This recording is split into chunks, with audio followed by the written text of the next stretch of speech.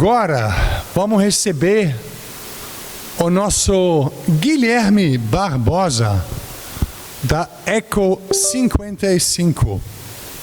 Esse é um currículo resumido.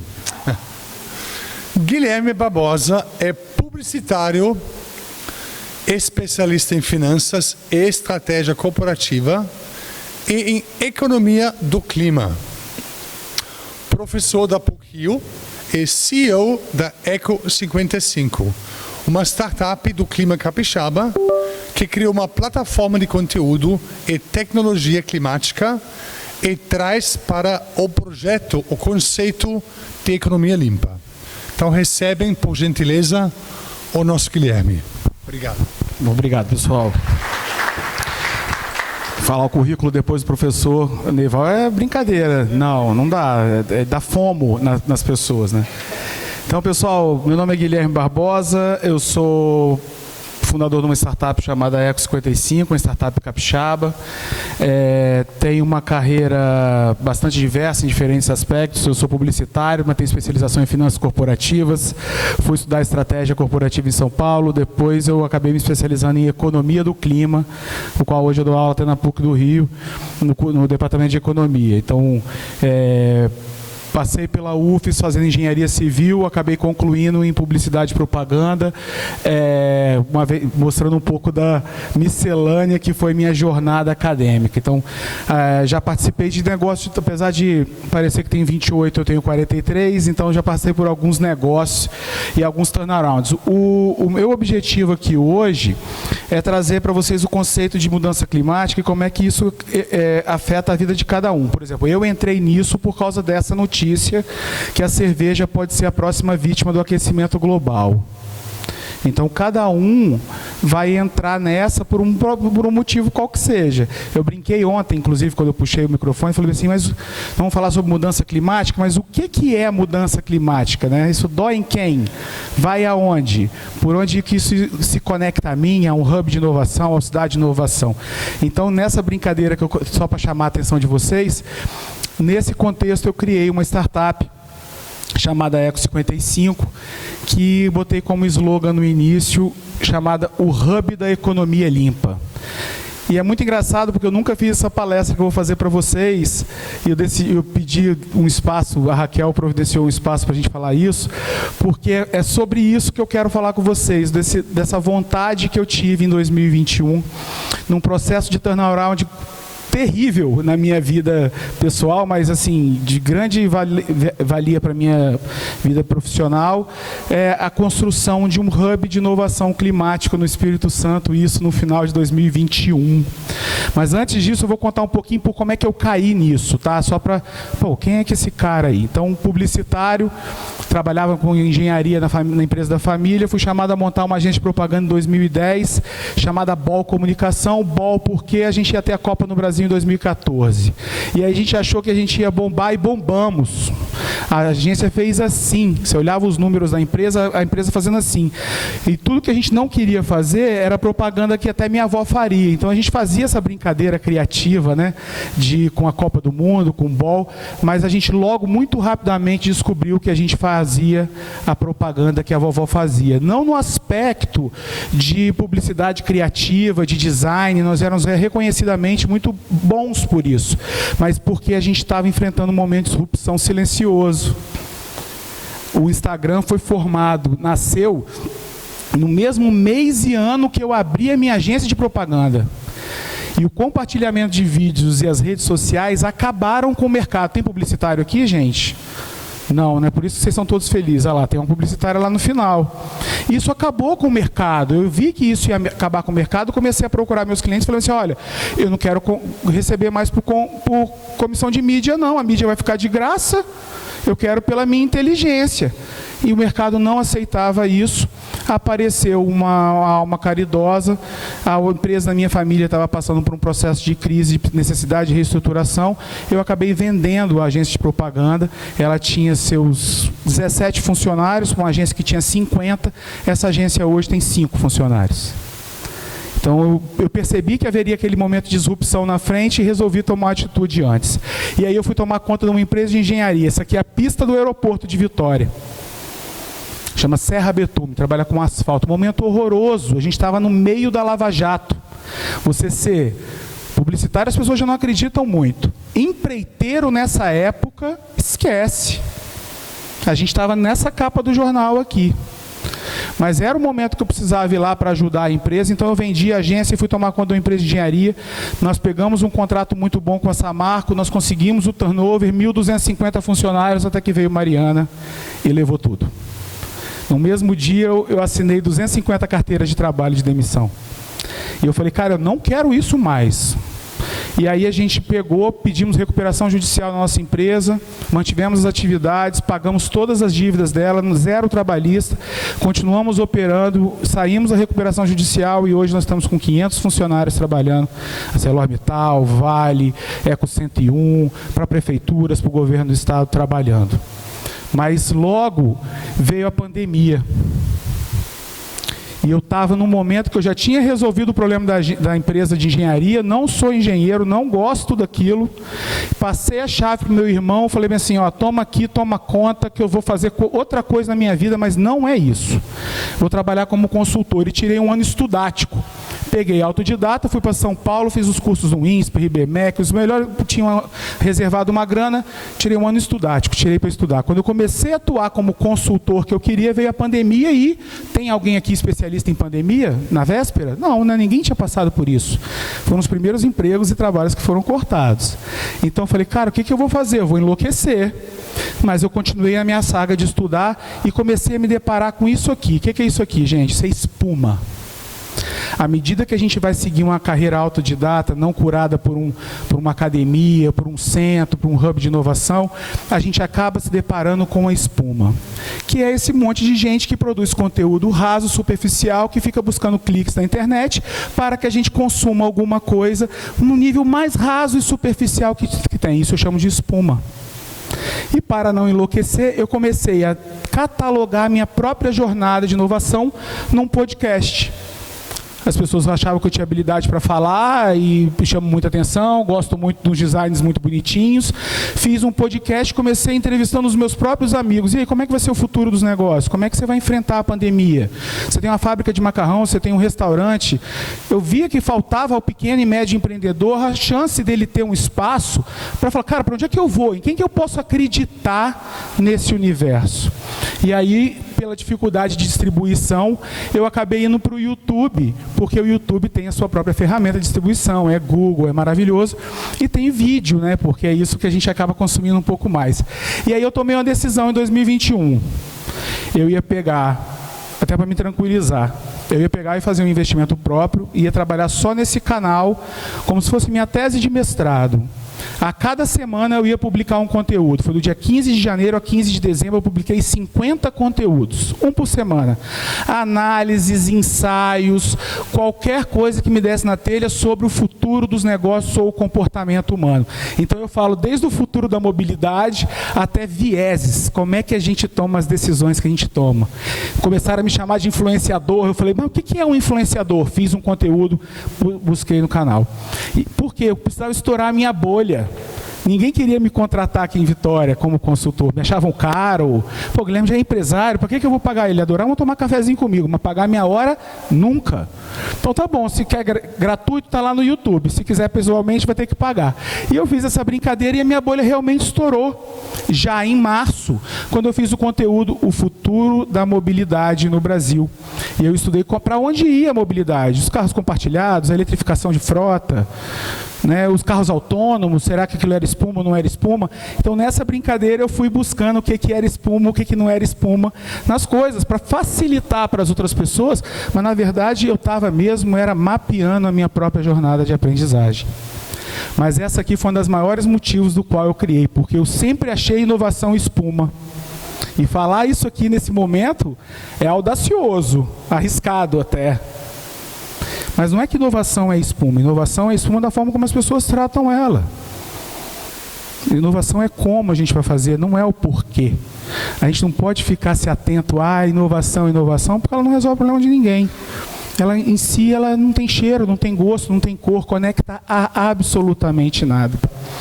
E essa era outra pesquisa que eu já vinha conduzindo junto com inovação, era que a gente estava no auge da onda do ESG, comercialmente falando, porque isso aqui é desde 2004, não tem nenhuma novidade nisso aqui.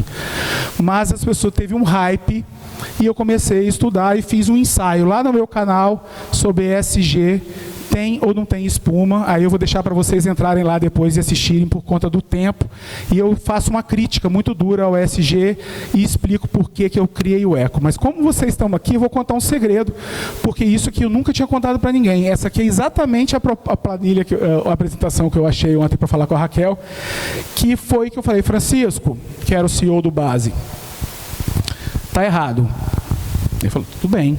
Eu falei: a gente precisa criar uma coisa diferente para o Base 27. É inovação, a gente tem que criar a inovação da inovação. É muito legal a pesquisa que a gente olha lá para Israel, Belo Horizonte, Silicon Valley, Florianópolis, mas o que a gente tem que olhar que isso vai acontecer lá na frente? O que a gente vai provocar para que isso vá acontecer lá na frente? Nós precisamos construir um futuro que proporciona... Eu apresentei isso e eles falaram assim: Guilherme, lindo. Mas não.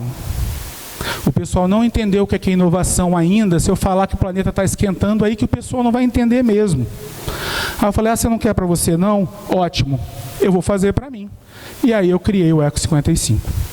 Nasceu com o intuito de resolver esse problema que eu vou trazer para vocês, que o professor Neival trouxe de um outro jeito, mas é a mesma coisa. Nós estamos de frente ao maior desafio de inovação da humanidade. Para fazer aquele gráfico que o professor Neival mostrou aqui para vocês, jogar aquela curva para baixo, eu imagino a preocupação dele botar a biografia dele nisso para projetar um futuro daquele jeito. Porque é muito, muito trabalho e dinheiro pela frente. E a gente está aí, na verdade, na minha opinião, a gente está passando com um cavalo arriado na nossa frente por conta disso. Mas a gente tem agora uma meta. O governo do estado trouxe a dele alinhado com isso aqui, que essa é a meta global. Tem apenas 10 anos para reduzir pela metade as suas emissões de gás de efeito estufa para a gente ter chance de net zero. Não é isso, professor? De uma maneira mais educacional, mais simples. Então, o que eu faço para o cara que não está nem acreditando que o planeta está esquentando, cabeça branca, gato gordo, está lá e toma a decisão e a caneta está na mão dele? Aqui ele já não tem mais desculpa, porque ele tem uma data e tem um número. Então, nós temos o quê? Uma meta. E aí a gente tem um número para poder buscar isso aqui. E aí eu criei o Eco no intuito de fazer o que o Base 27 não ia fazer. Eu falei: vou pegar e vou fazer o hub da economia limpa. Vou vir conectar com a academia, vou me conectar com os atores do setor produtivo, vou conectar com o ecossistema de inovação, mas eu vou trazer a pauta climática, a economia limpa para o processo, porque a economia é um processo um pouco mais amplo, um viés que dá para trabalhar um pouco mais tranquilo. Mas antes da gente entrar em economia limpa, o que é uma startup do clima? Dentro do ecossistema de inovação, a gente tem o péssimo hábito de querer rotular tudo. Tem que botar nome, tem que botar num cluster, tem que fazer, todo mundo tem que estar respondendo algum tipo de box no Google da vida. As startups do clima, elas são classificadas, são aquelas que mitigam ou removem diretamente emissões. Então, daquele gráfico que o professor Neival mostrou, são as empresas que vão fazer alguma coisa para fazer aquela conta diminuir, aquelas que nos ajudam a nos adaptar aos impactos das mudanças climáticas e aquelas que melhoram a nossa compreensão sobre o clima. Aí a gente está falando da tecnologia à educação por si só. E aí a gente está falando que a gente tem 8 grandes áreas de desafio nesse universo. A gente vai ter que trabalhar mobilidade e transportes, a gente vai ter que trabalhar energia, a gente vai ter que trabalhar os alimentos, agricultura e uso da terra, a gente vai ter que trabalhar indústria, manufatura e gestão de resíduos, a gente vai ter que trabalhar construções sustentáveis e os serviços financeiros que financiam todo esse sistema. E transversal a isso, nós temos as startups e iniciativas que fazem captura, remoção e armazenagem de gás de efeito estufa e gerenciamento e reportagem de gás de efeito estufa e de mudanças climáticas, que foi aonde eu me meti. Porque quando eu fui criar o hub da economia limpa, quando eu fui ver que eu poderia fazer um hub de inovação, trazer um monte de empresa e fazer essa pauta, primeiro que eu vi a maturidade muito baixa ainda. Em segundo, como é que mede? As empresas não tinham inventário, elas não estavam sendo avaliadas, mas qual que é o padrão global? Como é que isso vai ser no Brasil no futuro? Final de governo Bolsonaro, sabe? É um momento muito ruim ainda para definir o que seria isso daí para frente. Mas os indicadores são muito promissores para essa área. Para vocês terem ideia, mesmo com a crise do mercado de dinheiro de risco que aconteceu no mundo depois da quebra de um banco lá no Vale do Silício, para cada dólar investido em startup, 14 centavos vai para a startup do clima. Enquanto todos os outros setores diminuíram nos últimos 2 anos, foi o único setor que cresceu de investimento, porque ele precisa ser um investimento paciente, resiliente. Se todo mundo medir a pegada de carbono aqui com o Eco 55 hoje, o que vai resolver para o clima? Nada. É só o primeiro passo. A gente vai ter que levar você para o ponto A, depois para o ponto B, depois para o ponto C. Isso é uma jornada, não é uma corrida de 100 metros, é uma maratona, é um Ironman. E aí a importância do ecossistema de inovação nesse processo, né? Porque quando a gente está nessa fase de investimento, de inovação, o número de incerteza é muito alto. É muito importante a participação do governo do Estado, do professor Neival, nisso, porque o que a gente está vendo aqui hoje não foi o plano de descarbonização, eu falei com ele aqui no privado, é que o Estado e a academia estão dando indicadores para a sociedade de que isso aqui vai acontecer e eles vão investir nisso aqui. Só que nesse primeiro momento a gente está aqui na invenção, num grande momento de incerteza. E aí é o momento da participação no Brasil do setor público. Eu até falaria, se fosse nos Estados Unidos, do setor filantrópico, que já tem uma cultura maior de investimentos nisso. Mas no Brasil é setor público. É pegar dinheiro do Fundo de Descarbonização e de fato investir aonde? Em descarbonização. Não em startup paulista de imóveis. E aí a gente, depois que isso vai virando produto, que vai criando a difusão, aí a gente vê a entrada do capital do setor privado, seja através de projetos ou através de investimento em capital de risco. Mas o que eu quero trazer para vocês aqui hoje é que todas as empresas precisarão definir e minimizar as suas pegadas de carbono. Certo, professor? Mais cedo ou mais tarde. E eu espero que não esteja sendo o primeiro a falar isso com você. Então, a gente já tem um protocolo global de como é que mede pegada de carbono empresarial, chama GHG Protocol, que surgiu nessa minha descoberta. Pô, as empresas no base vão lá, vão ter que fazer um hub climático, mas qual é o ponto que vai ligar elas? É a descarbonização? É a transição para a economia de baixo carbono? Então, mas qual é o critério que a gente vai avaliar cada um desses atores para os desafios que ela tem e, e os ganhos que ela vai ter que mostrar ao longo do tempo? Trazer essa participação dela. Aí a gente traz aqui também que o carbono ele serve para isso também. Porque todo mundo vai entrar gordo na balança. E esse é o grande desafio. As pessoas têm medo. Quem já ouviu falar em escopo 1, 2 e 3 aqui? Quem nunca ouviu falar em escopo 1, 2 e 3 aqui? Então, essa é a regra. Aí eu falei, cara, todo mundo vai ter que descarbonizar. Aí eu vou pegar uma empresa minha, Serra Betume, que faz asfalto, deve ter carbono pra caramba, vou contratar uma consultoria para descarbonizar a minha empresa. Fiz 10 orçamentos, o mais barato, R$28 mil. Quem é que vai pagar R$28 mil para receber um atestado de gordo? Ninguém. Então a gente comecei a ver uma série de barreiras. Mas como é que mede então? O cara está me cobrando R$28 mil, é porque tem um método. Como é que está isso por trás? Aí eu descobri que essa planilha é gratuita, está disponível na internet, ghgprotocol.org. A gente não sabia disso porque as grandes consultorias e as empresas poluidores não gostariam que a gente soubesse disso que eu estou falando para vocês. Então esse é o desafio. A maioria das nossas lideranças não entendeu a pauta ESG. Você pesquisa, tá? Faria Lima, XP fez pesquisa com os investidores, eu estou falando gente com dinheiro e minimamente escolarizada. 51% não sabe e nem vai entender o que é ESG. Então, o desafio que a gente tem é esse, que tem impacto com as mudanças do clima e da própria transição energética, e o nome disso é risco. E aí, se o cara está entendendo que o planeta está esquentando ou não, isso é uma outra coisa. Ele tem um risco climático. Só que tem esse problema. As empresas não querem medir sua pegada de carbono. Porque é caro, porque é problemático, com medo de ser julgado, de ser mal avaliado, de ser visto como um poluidor.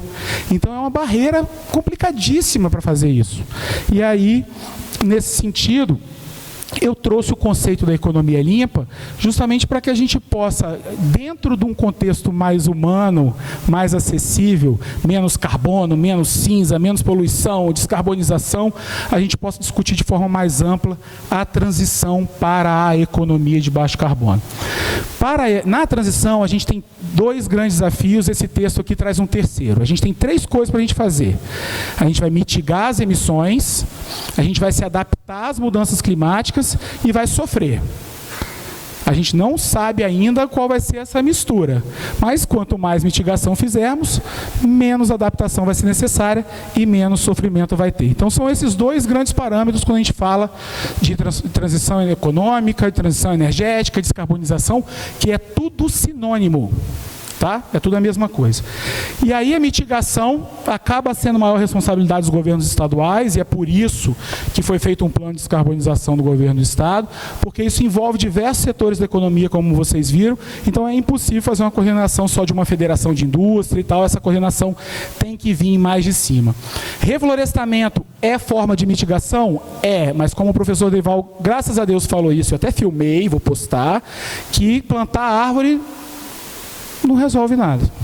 Por isso que eu brinquei ontem. Falei, uma ação de fazer plantio de árvore em volta de Jardim da Penha para diminuir a temperatura é uma ação de mitigação muito legal. Agora, a gente não pode falar que está salvando o planeta por causa disso. Na verdade, a gente está salvando a nossa pele. Então, sem greenwashing aqui também, professor. Então, nós temos 3 grandes áreas que precisam ser abordadas dentro desse universo de economia limpa. Primeiro, as cidades, porque elas influenciam todos os sistemas. 75% das emissões que são relacionadas ao consumo dos seres humanos nas cidades. E ela influencia todo o sistema, porque se você passar a usar um carro elétrico, vai influenciar a construção de postos de eletricidade e vai influenciar a diminuição de postos de gasolina. Falando uma bobagem tremenda, mas para vocês entenderem o processo que isso é sistêmico. E isso impacta todos os negócios. Nós temos a agropecuária, como o professor disse, no nível nacional, metade das nossas emissões vem do agronegócio, a agropecuária junto. Parar de derrubar a floresta talvez seja mais fácil do que parar de fazer boi arrotar. Então a gente tem um desafio muito grande e de neutralidade dessas emissões. Agora, o que mais me assusta, por mais que sejam as emissões proporcionalmente no Brasil muito pequenas, é que no Espírito Santo isso é muito representativo. E isso impacta a nossa economia. O Porto de Tubarão, em Vitória, recebe 12 milhões de toneladas de carvão metalúrgico para queimar. Uma parte aqui, uma parte nas Minas, mas a maior parte é aqui. E ele é o inimigo do planeta. Vão parar de usar carvão? Em breve. Mas até lá, eu tenho empresa que faz transporte de carvão, eu tenho um mecânico que limpa mais a máquina por causa de carvão, eu tenho um especialista em laboratório de carvão, eu tenho um ecossistema de negócio em cima do carvão, que para essa galera vai ser devastador a transição. O que eu quero fazer é que não é que eles percam o emprego, é que eles se preparem para a transição. E é essa a preocupação que a gente tem, porque salvar o planeta a gente vai acabar não conseguindo. Mas a gente vai ter que fazer um exercício muito grande de adaptação. É muito importante nessa agenda que haja uma abordagem regional, porque a gente vai dividir, por exemplo, o Estado do Espírito Santo de forma diferente, não vai ser mais noroeste, norte, sul. É por zona climática também. O professor Carlos Nobre faz um trabalho como esse. Então a gente vai ter a zona litorânea, que ela vai estar mais ameaçada com o aumento do nível do mar. A gente vai ter uma zona de montanha, que vai estar mais ameaçada com vetores, com insetos. Então, cada abordagem vai ter que ser feita de forma regional. E o grande desafio é que as ações de mitigação e adaptação impactam em todas as atividades econômicas. Fiz uma brincadeira na mesa ontem também.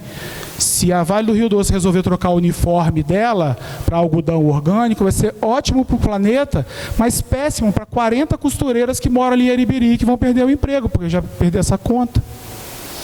Então, Como é que vai fazer isso?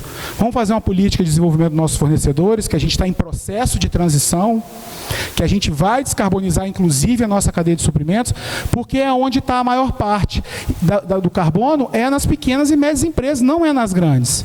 E o grande desafio é, se a gente tiver uma transição desordenada, o impacto social negativo pode ser maior do que qualquer positivo que a gente consiga para o meio ambiente.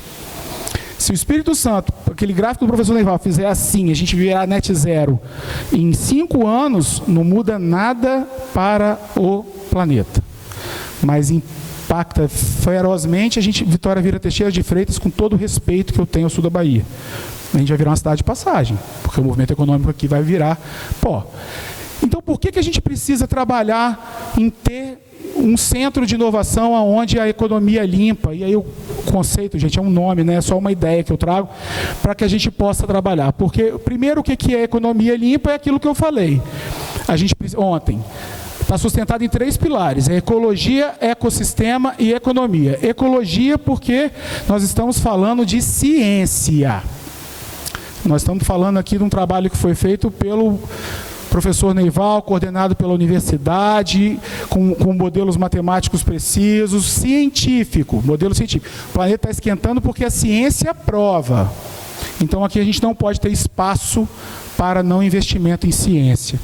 Ecossistema porque quando a gente enfrentou movimentos desafiadores como esse, seja na Covid, seja na época do gás de ozônio, dos ar-condicionados e refrigeradores, a gente só conseguiu resolver isso porque trabalhou de forma ecossistêmica. E, de fato, é um desafio muito grande para se fazer sozinho. E econômico porque a gente não está falando mais, e eu procurei isso muito nas minhas pesquisas sem espuma, se isso seria mais a modinha da vez. Essa descarbonização aí vai vir uns 2 anos aí, os palestrantes vão ganhar dinheiro e daqui a pouco vai vir uma outra onda. Não é bem o que parece. A gente está falando de uma movimentação que vem sendo estudada desde a década de 70. Ninguém inventou isso ontem. Tem muita gente que está tendo acesso a isso agora, mas isso é um movimento global desde a década de 70. E aí eu trouxe um gráfico diferente aqui do professor Neival, que é as emissões no Brasil por cidades. Por que a gente tem que discutir isso aqui no Espírito Santo? Quando a gente coloca lá no ano base 2019, tá, professor, que a Serra é a 14ª cidade com o maior número de emissões do Brasil, isso é assustador. Mas o mais assustador é que todo o verde daquele mapa ali é mudança de uso de solo e floresta, o nome bonitinho para desmatamento. Se a gente, porventura, conseguisse reduzir isso a 0, a Serra seria a 3ª maior cidade em emissões do Brasil, a 1ª per capita ou por quilômetro quadrado. Por quê? Porque a gente tem um nível industrial aqui no Espírito Santo, principalmente na Serra, muito grande. Só no Espírito Santo, olha a diferença. A Serra a primeira, Linhares a segunda. Por que Linhares aparece aqui? Tem 2 termoelétricas lá. Então ela aparece ali. Então, será que a transição para uma economia de baixo carbono vai impactar o Espírito Santo? Será que a nossa economia está envolvida com aquele gráfico ali? Acontece que à medida que os eventos climáticos foram se tornando cada vez mais extensos, que Gisele Bündchen começar a compensar as próprias emissões, que o influenciador começar a falar que planta árvore, que o cara começar a comprar o tênis que era Verte, agora é Veja, porque ele é natural, então ele não pode ter o nome em inglês. Então, a gente vai começar a ver que as pessoas vão começar a ficar cada vez mais preocupadas com isso, porque o nosso risco vai aumentando. Quando a gente fala de mudança climática, de impacto, a gente fala ou em excesso ou em falta de água, basicamente no Brasil, né? Então a gente tem aí a probabilidade de precipitações extremas aumentarem muito. E os riscos, eles são crescentes, espaciais, não estacionários, sistêmicos, reversíveis e subpreparados. Eles são crescentes porque a gente está vendo. A chuva em Mimoso não foram 300 milímetros, não, foram 600 milímetros de chuva. Não tem registro. Sabe-se disso porque o máximo que o reservatório aguentava era 600 milímetros. Então, eles são crescentes e eles são espaciais. Eles impactam a região onde ele acontece, embora também seja sistêmico. Olha o que acontece no Espírito Santo, pessoal. Será que está aumentando o número de eventos climáticos no Espírito Santo? Esse aqui, ó, aconteceram 309 eventos climáticos de 91 a 2001.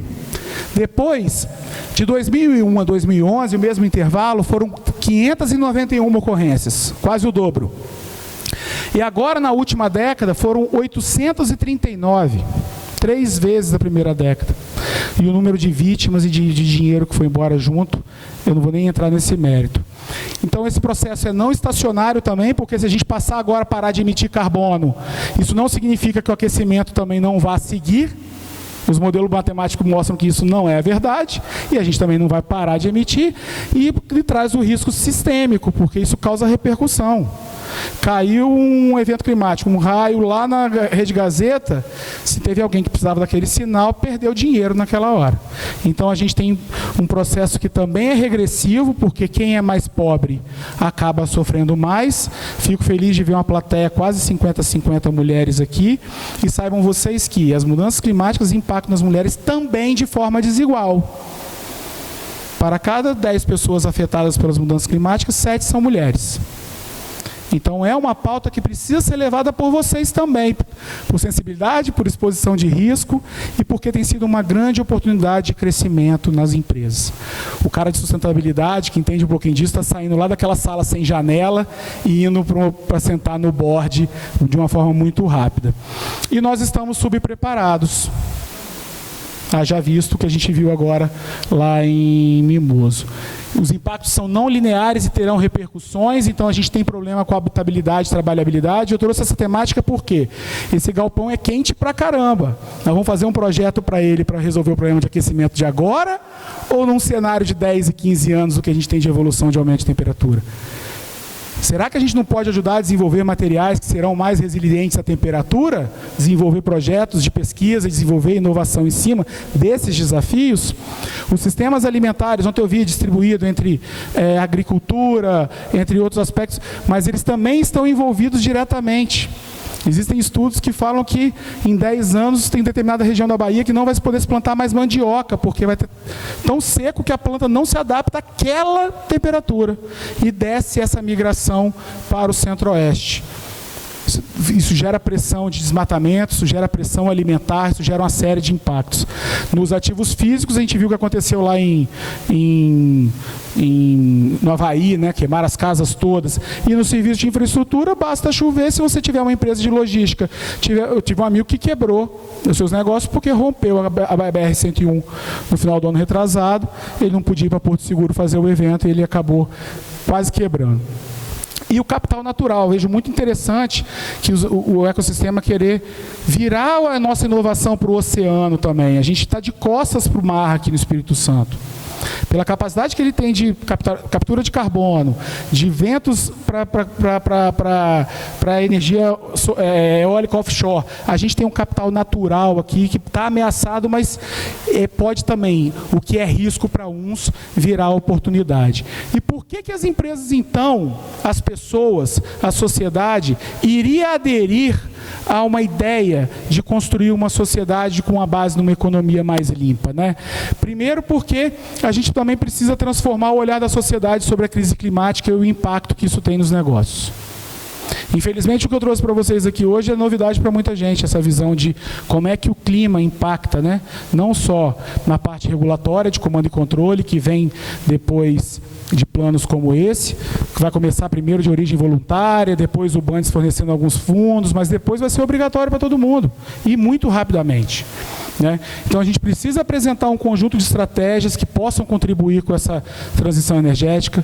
A gente pode reunir empresas e setores estratégicos para construção conjunta, identificar e discutir os projetos de descarbonização e os seus impactos, como é que eles acontecem, pedir amplio de apoio para medidas de adaptação climática, né? É importante fazer as ações sociais também, colocando o Espírito Santo no centro da discussão, porque isso não tem nenhum movimento no Espírito Santo acontecendo de forma que seja sem espuma. Tem coisas que estão acontecendo em São Paulo, mas é todo mundo lá fazendo call e emitindo carbono por enquanto. E desenvolver o ecossistema de inovação voltada para a iniciativa é interessante porque o desafio das nossas grandes indústrias é muito grande, vai depender de muito investimento e de muita inovação. Então isso pode ser uma grande oportunidade para os nossos jovens e nossas próximas gerações de estudantes que estão também em busca de propósito para trabalhar. Trabalhar na Petrobras, numa empresa de óleo daqui a 10 anos, vai ser a mesma coisa que trabalhar para a Philip Morris hoje. Imagina a dificuldade que tem a Philip Morris de captar recursos de pessoas para trabalhar. O que você vende? Cigarro. Então, à medida que a sociedade também vai se transformando, uma geração mais ativa está chegando como consumidor, essa pressão acontece e vai incentivar, pelo bem ou pelo mal, as empresas a medirem e mitigarem suas emissões de gás de efeito estufa, porque a responsabilidade está sobre os negócios. Então, tem esses 3 eixos principais, porque quando a gente fala de cidades, a gente fala de agro, a gente fala de indústria, a gente embarca todo o ecossistema. As cidades, por causa daquilo, já falei para vocês, mas é importante mostrar como é que isso é transversal. Como é que isso impacta a energia, construção sustentável, mobilidade, ESG, finanças, gestão de resíduos e as soluções baseadas na natureza. Então é um propósito compartilhado, isso define a conexão de coisas totalmente diferentes, porque mobilidade gera resíduo. Faz parte do sistema de geração de valor de uma grande indústria. E mais do que isso, nós precisamos também agitar o ecossistema de inovação com novidade, porque não dá para ficar só em palestrinha do que é propósito, o que é colação de post-it. À medida que eu trouxe esse projeto o ano passado e vi que a maturidade era baixa, eu acabei tirando, eu já tinha conseguido conectar com todos os ecossistemas de inovação capixaba. Findes Lab entrou, Vix Labs entrou, Tec Vitória entraria. Por quê? Porque também estão em dificuldade de entender como é que faz para conectar, como é que faz para definir esse propósito, que é o objetivo dessa reunião aqui, da definição de clusters. É muito difícil. A proposta de economia limpa ela é boa porque ela embarca o conteúdo, que é justamente o que dá liga a uma comunidade de inovação. Não adianta o capital sozinho, nem a comunidade. A gente consegue suportar isso por um tempo, a gente se conhece, a gente fica lá um pouco curioso, mas o que conecta, o que mantém ativo, o que mantém as pessoas é o conteúdo. Então, há muito conteúdo para ser dado, há muita educação que precisa ser feita, há muito convencimento ainda pela frente. Mas quanto mais nebuloso a gente tem esse universo, a gente acaba tendo uma forma de mostrar um mundo diferente, de desenvolver a inovação, não é copiar a inovação. Esse é o mundo que a gente precisa desenhar. E ele tem muito menos risco do que a gente acredita. Tem muito mais oportunidade. Né? E dentro desse universo, para finalizar, eu acabei desenvolvendo o Eco 55, vou mostrar muito rapidamente para vocês. Eu vivi essa dificuldade. Como é que eu faço para engajar as empresas, então, para medir e mitigar suas emissões de gás de efeito estufa? Logo, eu vi que eu precisava construir um ambiente que fosse seguro e viável. Seguro no sentido não é de segurança cibernética, não. É de segurança de que eu não vou ser julgado perante a minha pegada de carbono. E viável porque precisa ser barato. Ninguém quer gastar dinheiro com isso. Que seja de mensuração e reportagem de emissões, que essa é a regra global.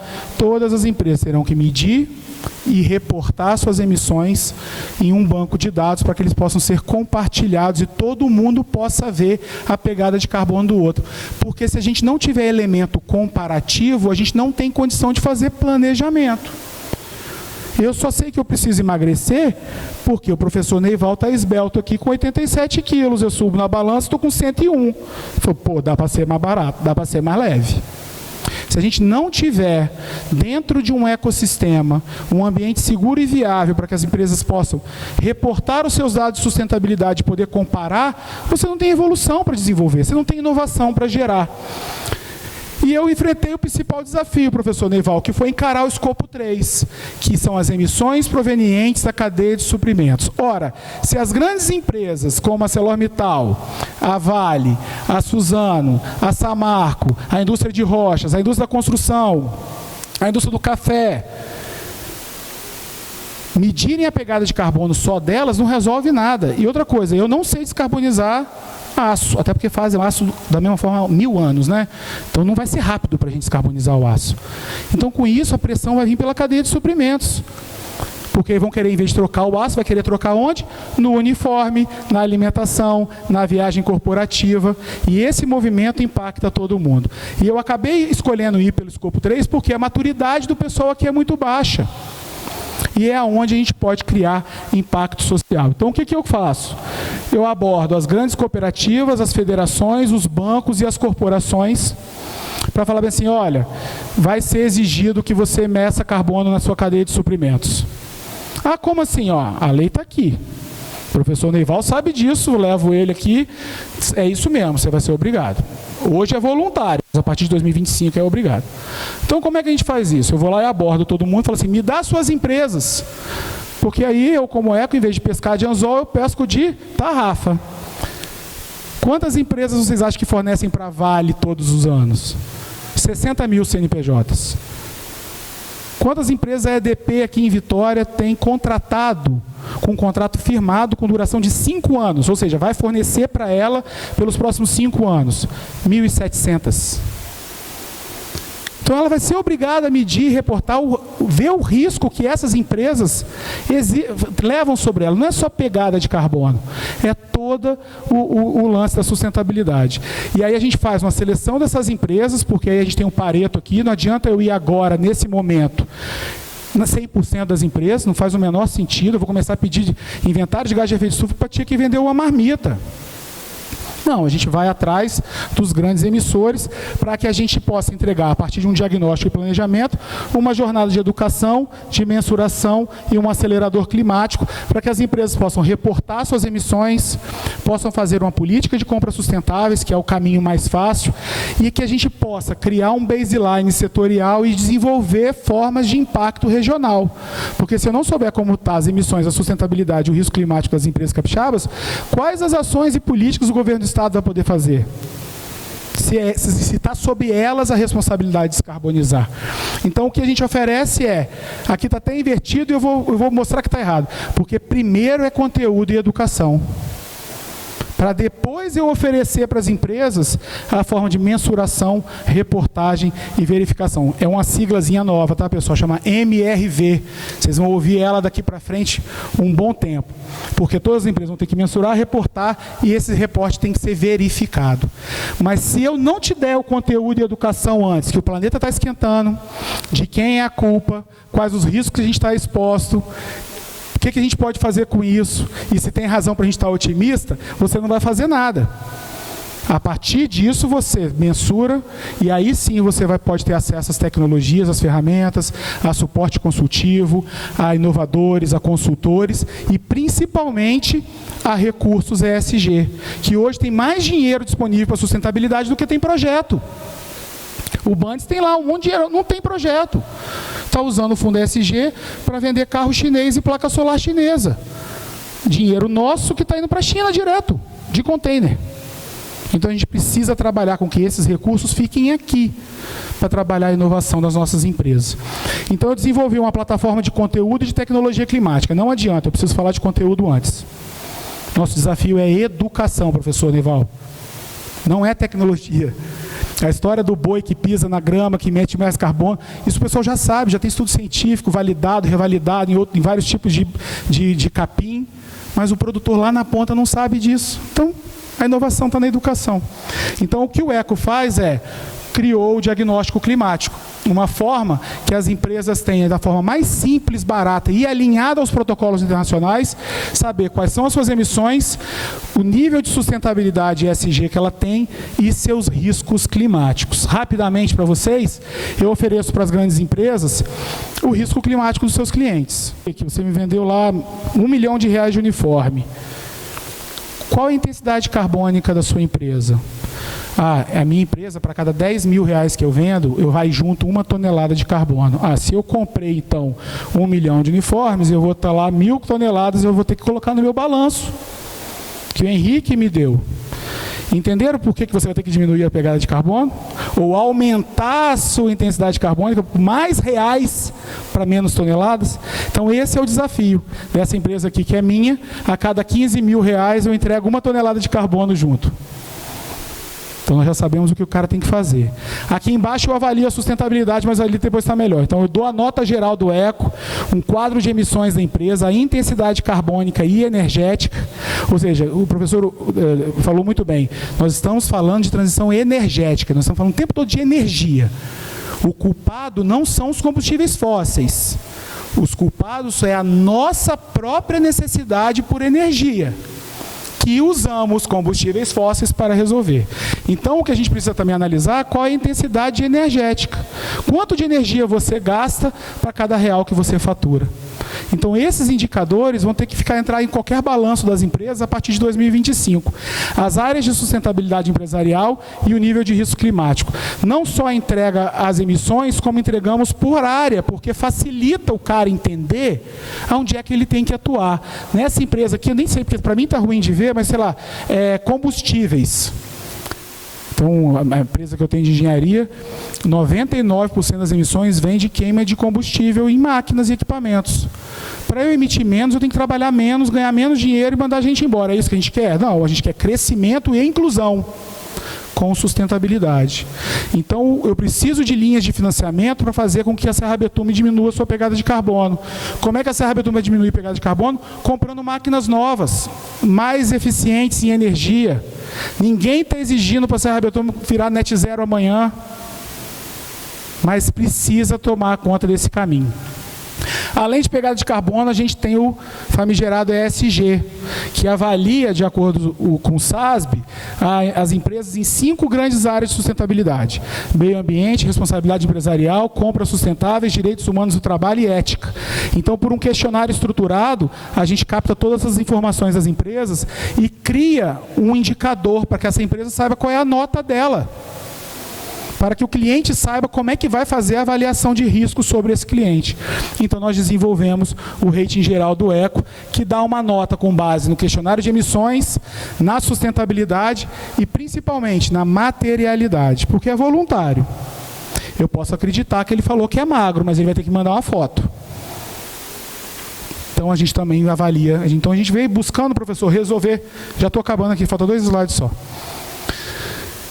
Mas o mais desafiador talvez seja esse: mostrar para as empresas qual é o risco climático que elas têm. E aí nós desenvolvemos uma matriz onde a gente avalia as empresas em 7 grandes áreas de impacto: nos seus ativos, nos seus recursos, na sua mão de obra. Tem empresas, umas que eu avaliei, de Santa Maria de Etibá, tem 700 funcionários. Trabalha para a EDP e faz a leitura dos relógios de 33 cidades no interior do estado. Com o aumento de temperatura média, vai mudar a NR, norma de trabalho, e não vai permitir que empresas, por exemplo, trabalhem durante o dia. O asfalto, por exemplo, em Las Vegas, só se faz à noite, não se faz durante o dia, é norma. Não pode fazer asfalto de dia, por causa da temperatura. Então, tem empresas que estão mais ameaçadas, por exemplo, nessa área, ou por exposição a risco, etc., mas o clima aparece muito bem aqui. E aí a gente entrega para a empresa onde é que ela tem que atuar para que ela melhore essa exposição dela, diminua. E, mais uma vez, o que vai faltar é, se eu receber esse relatório sozinho, eu vou comparar com quem? Quando a gente faz isso coletivamente, seja por grandes empresas, seja por hub de inovação, seja por federações, seja por bancos, a gente tem condição de, sob a mesma balança, comparar todo mundo. Sobre o mesmo critério científico, técnico, comparar todo mundo. E aí a gente cria uma nota, tanto da nota da empresa, quanto da sua exposição climática, porque pode ter empresas com boa nota ESG, por exemplo, e ter uma alta exposição climática, é uma coisa absolutamente diferente. Mas o mais interessante é isso aqui, que aí a empresa ou o grupo, organização, estado, banco, consegue identificar numa matriz de risco, cruzando a nota do eco com a sua exposição climática, o que eu vou fazer com essa turma, porque o problema não é medir. Tem a planilha gratuita lá. O problema é como é que a gente vai envolver ações coletivas que envolvem as mesmas pessoas, os mesmos problemas, para a gente inovar, desenvolver, ganhar dinheiro e trazer aqui para o Espírito Santo uma forma da gente prosperar, pegar esse cavalo e passar arriado. Esse contexto que eu te mostrei para vocês, ele foi provado em prova de conceito com a EDP e com a Vixpar aqui no Espírito Santo, e depois disso, graças a Deus, a gente já está indo para os bancos, e o objetivo, professor Neival, esse ano é fazer o maior inventário de gás de efeito estufa empresarial do Brasil no Espírito Santo. Essa vai ser a audácia que a gente quer. Essa ideia já foi validada 3 vezes pelo Web Summit. Eu levei ele para Portugal, levei para o Rio de Janeiro e estou indo segunda-feira novamente. E pelas 3 vezes eu fui selecionado como uma startup de impacto pelo maior festival de inovação do mundo. E é esse reconhecimento que vem de fora que acaba atraindo o reconhecimento local e fizeram as empresas acabar atraindo. Porque o desafio é aquele ali, ó. Apenas 434 empresas reportaram no Brasil seus gases de efeito estufa ano passado. Somos 20 milhões de empresas. E a gente ainda tem uns desafios, né, professor, que é de bases metodológicas quando a gente vai comparar. O plano do Espírito Santo foi feito em cima do SEG, do GHG Protocol. Né? E aí você vai comparar, por exemplo, aqui fala que a ArcelorMittal sozinha emite 14 milhões de toneladas de carbono. Relatório deles, isso é documento deles, tá? Aí você vai ver aqui que o SEG, que é um sistema público de emissões, fala que as emissões na cidade da Serra são 10 milhões de toneladas só. Então, você, pô, a Arcelor sozinha emite 13, como é que a Serra está com 10? Então, a gente tem um monte de coisa. A ciência climática está acontecendo e mudando as we speak. Então, isso significa que é uma oportunidade de a gente agarrar esse trem e inovar em cima dele. Eu trouxe até uma brincadeira aqui, professor, para terminar, que para elucidar o tamanho desse desafio. Eu fui contratado para defender o Transcol do professor Neival. É a primeira vez que a gente senta junto numa mesa, porque eu fui contratado para brigar com ele. Porque o sistema não quer descarbonizar o Transcol. Porque é um modelo de contrato, de concessão, 20 anos. Se mudar, eletrificar a frota, muda o jogo todo. Tem que rasgar o contrato do que é e fazer uma coisa nova. Qual é a desculpa que o mercado tem? Pô, um ônibus desse, sem ser elétrico, custa 250 mil. Um ônibus desse elétrico custa 800. E a autonomia do elétrico é 1/8 do natural. E aí a gente também não tem rede elétrica para poder fazer isso. A gente também não tem eletricista de mecânico. Então começa a criar um monte de barreira. O medo impera. E as pessoas não entendem que em algum momento alguém vai ter que fazer, no inglês é bold move, vai ter que fazer uma jogada mais arriscada. Se você for pegar uma planilha e analisar se vale a pena eletrificar o Transcol, vale a pena só por conta daquela planilha do professor aqui, dentro das emissões de carbono do Estado, tem muito transporte, então você tem que reduzir aonde dá. Ah, é caro? É, mas já tem tecnologia. Então a gente vai ter que investir nisso, porque o hard to abate vai demorar um pouco mais. Então alguns negócios vão ser disruptados antes dos outros. E aí você for botar numa planilha de Excel, essa conta não fica de pé de jeito nenhum. Fica, professor? De custo-benefício para a população. Se você for analisar o contexto, o último estudo sério de mobilidade urbana no Espírito Santo, chamamos de estudo de origem e destino de passageiros, foi em 99. Então a gente não pode deixar que o estágio esteja, mas também não pode começar a comprar ônibus elétrico achando que vai salvar o planeta. Mas nesse caso, a compra de ônibus elétrico vai fortalecer um novo ecossistema. Então não importa essa planilha financeira de custo-resultado. Trazendo ônibus elétricos para cá, a gente vai construir carregadores rápidos, desenvolver inteligência, trazer o problema aqui para perto para que a nossa indústria, a nossa escola possa resolver. Então nem sempre, o que é melhor? Comprar um carro elétrico, Não é essa a conta. Os atores, como o governo do Estado, eles vão precisar fazer movimentos mais bruscos. E é por isso que é muito importante que esse aqui seja um deles. Pessoal, obrigado.